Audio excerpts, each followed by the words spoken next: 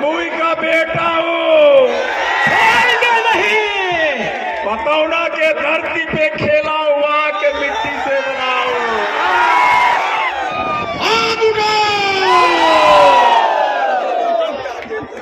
आको रथ अम्पान है,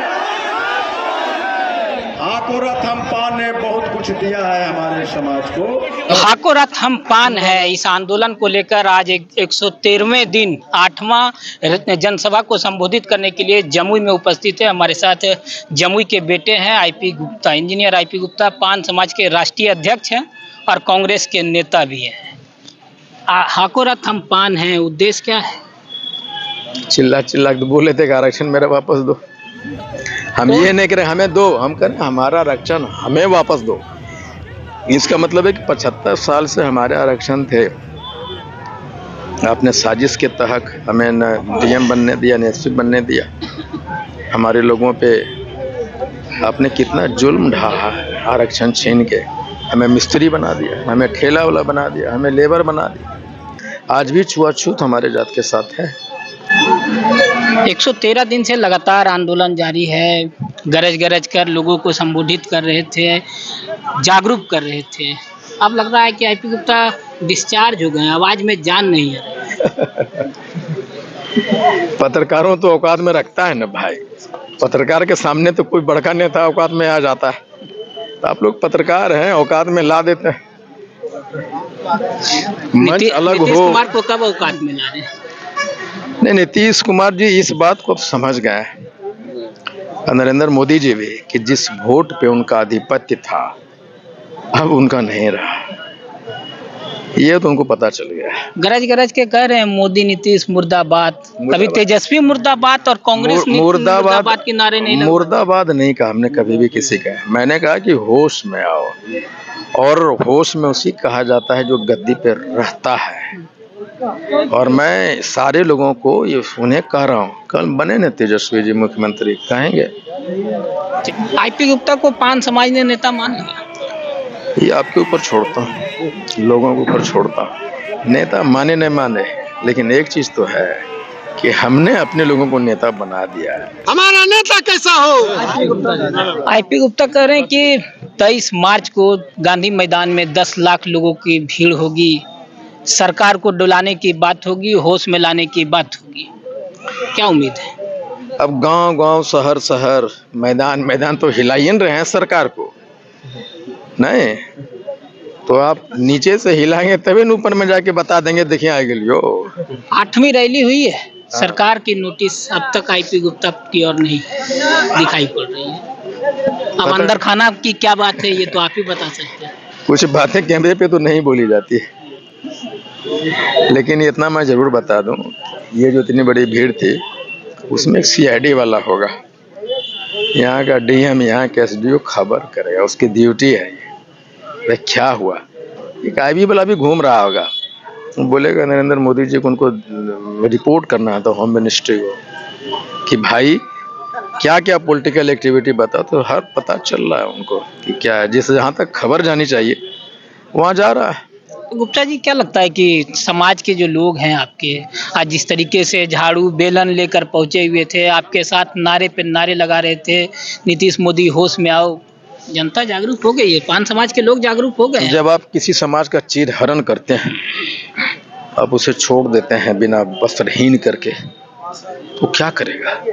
अपने इज्जत को बचाने के लिए, अपने अस्तित्व को बचाने के लिए सड़कों पे उतरेगा और उसके पास जो होगा लेकर आएगा। और ये हमें सिर्फ इस बात का सुकून है कि जो बात 78 बरस में वो नहीं समझ पाई, इस आंदोलन ने उन्हें समझा दिया है। गुप्ता जी, आपने कहा कि जो नीतीश कुमार जी के 12 सांसद हैं, उसके बाद जो नरेंद्र मोदी को कह रहे हैं वो सुनते हैं। आपकी ताकत 20 सांसद बनाने की है। अगर शायद 20 सांसद आपके समाज के लोगों ने बनाया होता तो आपकी बात और अच्छी से रखी जाती है, आरक्षण आपसे छीना नहीं जाता। 2025 नज़दीक है, उसके बाद 29 का चुनाव है। क्या लगता है 20 सांसद आईपी गुप्ता, मतलब पान समाज से आने वाले लोग बन जाएंगे, सदन में पहुंचा देंगे? नहीं, मैं ये कह रहा हूँ 20 सांसद बनाने बिगाड़ने की क्षमता है, वो है। अब तो ये देखना है कि कितने सांसद बनेंगे और कितने एमएलए बनेंगे, लेकिन बनेंगे जरूर। और अगर आप नहीं बनाओगे तो आपका खेल तो बिगाड़िए देंगे। 2025 में गुप्ता जी को ऑफर अगर आता है आरजेडी की ओर से, जदयू की ओर से चुनाव लड़ने को लेकर, आंदोलन फीका पड़ जाएगा क्या ऐसे में? तो जब चीजें होगी तो देखेंगे, हमारे लोग मुझे गाइड करेंगे, हमारे लोग ही मुझे बताएंगे गुप्ता जी क्या करना नहीं करना। उनका तो मैं आदेश पालूं, मालिक तो हमारे लोग हैं, वही मुझे आदेश करेगा। चुनाव आंदोलन का असर क्या लगता है आपको, क्या होगा इसका असर? जमुई में क्या होगा, सहरसा में क्या हुआ, भागलपुर में क्या हुआ, बेगूसराय, मुजफ्फरपुर, मोतिहारी, मधुबनी, क्या हुआ वहाँ? हो रहा है असर। भावुक हो रहे थे आज। हाँ। क्या हुआ? बाबूजी याद आ गए थे, वो ये ग्राउंड था जहाँ मैं क्रिकेट खेलता था, तो वो पिच मुझे याद आई, फिर बाबूजी के साथ मेरी नालायकी याद आ गई।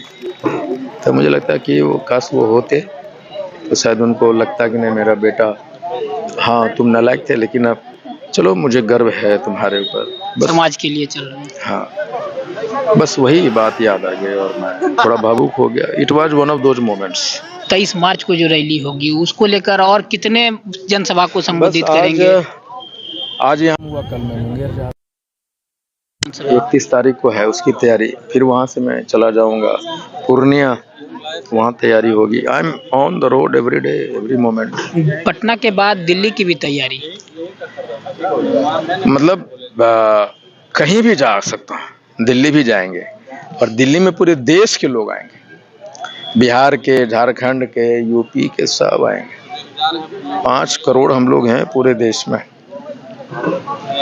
इस बार सत्ता हिला देने की चाहत है। पीएम बनने की तो क्षमता है, 5 करोड़ जिसका आबादी हो पीएम बन सकता है कि ना? तो हमारे लोग भी पीएम बन सकते हैं भाई। आंदोलन शुरू होने से पहले कहा था कि जमीन पे तो आंदोलन होगा ही, लेकिन हाँ। आसमान में भी आंदोलन बस अगले महीने से चालू हो जाएगा हेलीकॉप्टर के आंदोलन। हाँ। तो ये थे हमारे साथ इंजीनियर आईपी गुप्ता, पान समाज के राष्ट्रीय अध्यक्ष भी हैं। आज जमुई में जनसभा को संबोधित करने के लिए पहुंचे थे। इस दौरान हजारों हजार की संख्या में यहाँ पे लोग इकट्ठा हुए थे और अपने आरक्षण के मांग को लेकर लगातार नीतीश मोदी होश में आओ के नारे भी लगा रहे थे।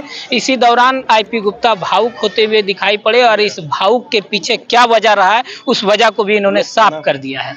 अब देखना यह लाजमी होगा कि जब 23 मार्च को गांधी मैदान में जब आंदोलन होगा, 10 लाख लोगों के साथ गांधी मैदान में जब यहाँ पहुंचेंगे तो सरकार पर इसकी क्या असर होगी। आने वाले समय में 2025 का चुनाव है, देखना यह भी लाजमी होगा कि आईपी गुप्ता को किसी राजनीतिक पार्टी से भाव मिलता है या नहीं, और आईपी गुप्ता का जो ये आंदोलन है वह कब समाप्त होगा। धन्यवाद।